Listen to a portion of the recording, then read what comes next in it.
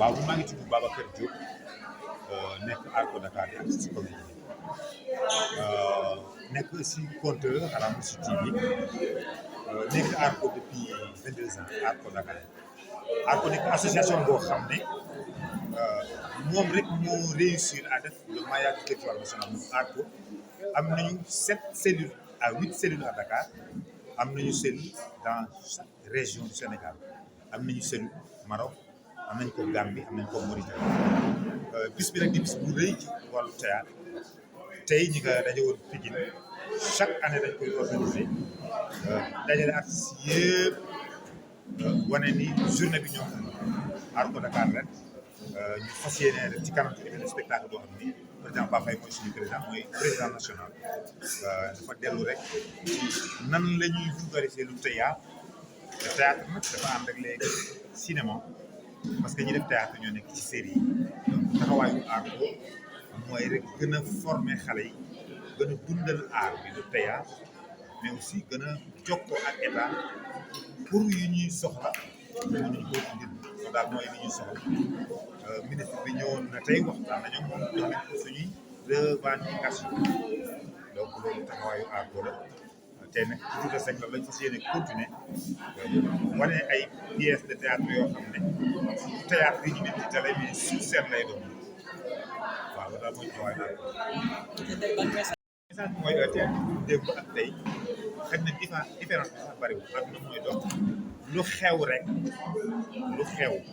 dina am évolution waaye nag am na yu xew léegi ci théâtre dëgg yàlla amul mooy wax joo xam ni lu la neex ngay dagg ay sànq franchement loolu bokk ci théâtre théâtre dafa am règle l'injure c'est l'extrême-pauvreté de l'argument théâtre ki ci moom yàgg mu saaga di ko argument te loolu nag gis nañu ko mu bari loolu rek la ñuy jooytu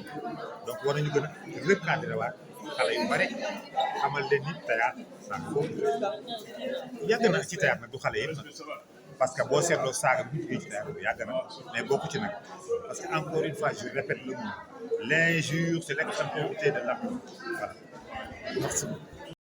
Wow, merci beaucoup. Alors, c'est un honneur pour nous et un plaisir artiste yi nga xamante ni yëngu ci wàllu théâtre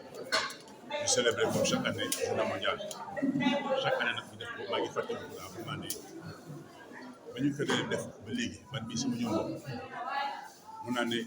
li ko manqué 40 ans bari chaque année ba fekk macha allah chaque année ba fekk loolu yaa doon depuis les années 80 loolu su koy décompté ba léegi xam nga yàlla dogal na toujours ñu koy fekkee je suis pas sûr parce que bu demee ba ànd métier da nga xam ne da ko tànn déggoo sa bopp xëy na am na baatin ci suñu problème continuer ci wéy ci bëgg ko soo ko gëmee da nga koy gëm ne suñu borom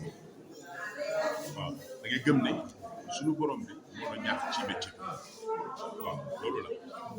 donc moo tax ci wéy ba léegi di sant nag suñu borom bi ci wéy di dox ba ñu créé fi association yu bari les gens pensent que la COTS c'est la première association des artistes comédiens du Sénégal. Ah non,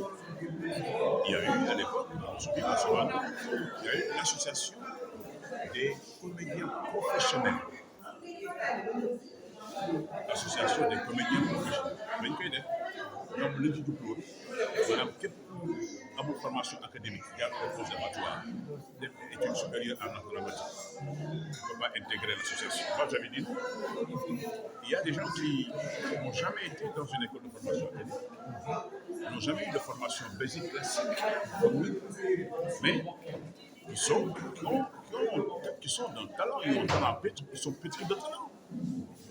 Et d'ailleurs, certains sont meilleurs que ceux qui ont fait la formation académique. Il y en a qui ont fait la formation académique. Après leur sortie du conservatoire, voilà, ils ont dû changer les métiers. Puisqu'ils ne se retrouvaient pas. Il n'y a pas le profil, il n'y a pas la carrure, il n'y a pas la carapace. Et ça, c'est le travail, ça se cultive. C'est la raison pour laquelle c'est le cette journée chaque année. Et tant que Dieu nous donnera vie, on le célébrera, même comme disait Tutasek, qui nous double Besmi, Kengi, les gens de la culture. Un jour, je l'ai trouvé dans son appartement, c'était sur la corniche. Il était malade, très souffrant. Est-ce que vous pensez qu'en cette installation, vous donnez un rôle, vous allez pouvoir le jouer au cinéma, au théâtre? Il me dit, ah mon fils, jusque dans mon lit d'hôpital, je jouerai toujours les rôles comme vous, avec cette même voix. Ça, c'est tout à fait. Nous avons organisé ici, dans cet espace, des hommages qui illustraient tout son parcours académique, tout son parcours de comédien. Et les gens pensent que tout à fait, il est venu comme ça au théâtre. Non, tout à fait, n'a pas commencé par le théâtre, c'est un truc de formation. Après, quand il est allé en France, c'était pas pour faire de la musique ni du théâtre. Il était allé en France pour faire des études d'architecture. Okay. C'est par la suite que le grand metteur en scène, Jean-Marie, je ne sais pas comment encore, l'a découvert, parce que chaque fois qu'il parlait devant la défense, les gens étaient impressionnés. Il avait une voix, une diction. Et on l'a proposé. Et quelqu'un lui a dit un jour, mais il a une voix magnifique, il faut qu'il devienne un chanteur d'opéra. Il est tombé de lui. Je lui ai dit, pouvoir chanter. Oui, vous avez une voix de stentor. Il a accepté d'aller à l'école de musique de Paris. Il a même fonctionné les tubaab. On l'a découvert avec sa belle voix, la statue. Et c'est là qu'on lui a proposé de jouer le rôle du roi Tristan. Aimé Césaire, dans la tragédie du roi Christophe d'Aimé Césaire. Et c'est ça l'histoire. Moi, il m'a formé, j'ai eu la chance. J'ai eu la chance d'être formé par lui. Dans son bureau, entre deux coups, il m'appelait. Jeune homme, viens. Alors, c'est... Donc, non, c'est de... Moi, moi, c'est une source d'inspiration, c'est un mentor. Merci. Et j'étais le directeur des arts et culture de Saint-Martin pendant 25 ans. J'ai suggéré un jour à notre patron de lui dédier une salle. On a organisé une grande manifestation pour baptiser la salle. La salle d'Asek, comme nous en avons, on a baptisé d'autres salles, du nord de Saint-Benoît, Jacques Lescos-Lemoine, salle Victor Hugo, salle Albert Camus, salle Alborigaï. Moi j'ai pensé à lui et j'avais proposé qu'on lui dédie au moins une salle de classe, salle tout à sec. Vous allez voir cette salle. Et je me souviens du jour-là, quand vous venez pour l'inauguration, les gens lui avaient dit non, ce n'est pas nécessaire puisque tu n'es pas. Non, je viens, mais on l'a mis sur. Voilà. C'est magnifique. Hein?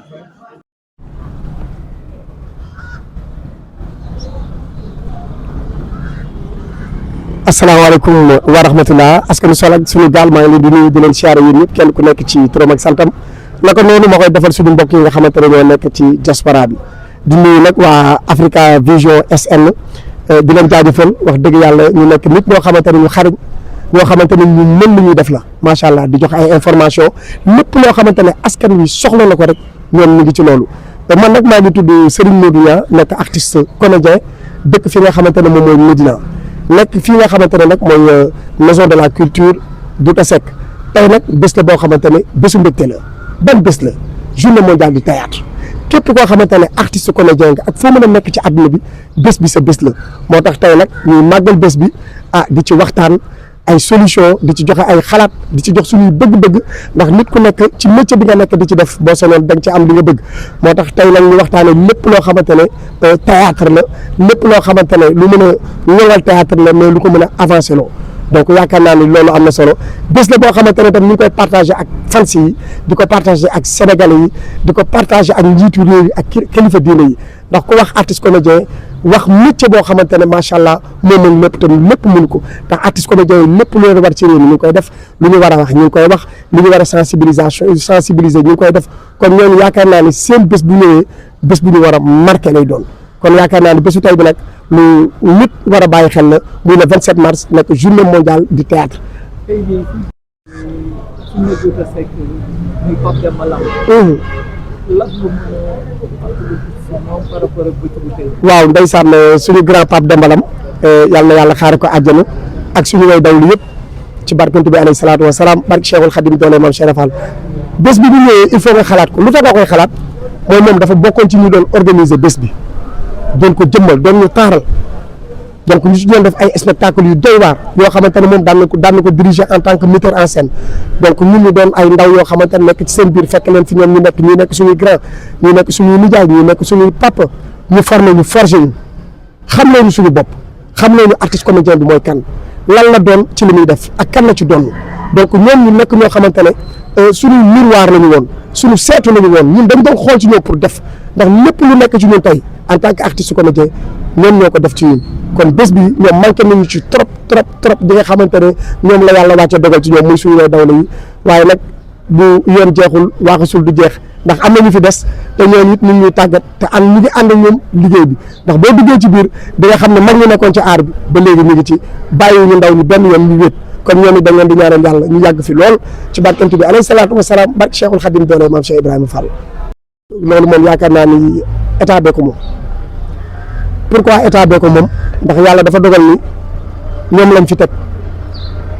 muy le président Bassirou Diomaye Diakhar Faye son premier ministre Ousmane Sonko ñu leen di ñaan rek ñu bàyyi xel bu baax a baax ci la culture sénégalaise rawatina ak le théâtre am na lan lañ bëgg ay salle de théâtre lañ bëgg sànq am na ku ma ciy waxtaanal ma ne ko man bu ma sañoon dañuy jàppale maire yi nga xamante ne ñoo gérer tous les communes ci Sénégal ndax commune bu ne am na maire bu fa nekk donc ñu fexe ba dooleel maire bi génne ay subventions yoo xamante ne ñoom dina mën a créer ay salle de théâtre ñu mën a jàppale ndaw ñi ba ndax fii réew mi toll actuellement à l'heure war nañu waxtaan ak askan bi war nañu waxtaan ak ndaw yi war nañu waxtaan surtout les élèves xale yi nga xamante ne ñu ngi nekk primaire avant ñu egg université foog ñu xamal leen lan mooy nit la citoyenneté mooy lan nit ki lan la war a doon lan la war a doon bu nekkee mag dafa war a bëgg réewam wala dafa war a bokk ci ñuy yàq réewam loolu nag théâtre daf ko mën a régler ce problème là di def théâtre scolaire defaat théâtre populaire indiwaat théâtre ci salle yi nga xamante ne dañuy jël école yi dajale xale yi moo xam chaque mardi moo xam chaque mercredi wala un mois bu nekk ñu dajale benn école indi leen defal leen ay spectacle de sensibilisation loolu yaakaar naa ne dina bokk ci liy dimbali réew mi mais dana jàppale état ci lu bëree kon loolu ñu ngi koy sàkku ci ministère bi nga xamante ne ñun mooy suñu tutelle muy ministère de la culture ñoom ñu gis ak seen gouvernement ñu waxtaan ci ba mën a jàppale les artistes comédiens mais ñu mën a jàppale tamit askan bi ci lu bëree loolu moom mooy li nga xam ne maa ngi koy sàkku tey ci journée mondiale du théâtre bi loolu daal bu amee dina ma gënal lool parce que artiste bi le comédien la ambassadeur la am na lu ko war am na lu ko warloo ak réewam loolu nag pour réew mi mën koo xam foog ñu jox ko jumtukaay yi nga xamante ne moom artiste comédien bi moom la war a liggéeyee di ñaan yàlla rek journée mondiale du théâtre bi ñu yàgg koo fekke yàgg koo feete di ko ànd ñun ñëpp di ko def ci barkante bi alayhi salaatu wa salaam ci barke Cheikhul Khadim doole maam Cheikh Ibrahima Fall jërë ngeen jëfati.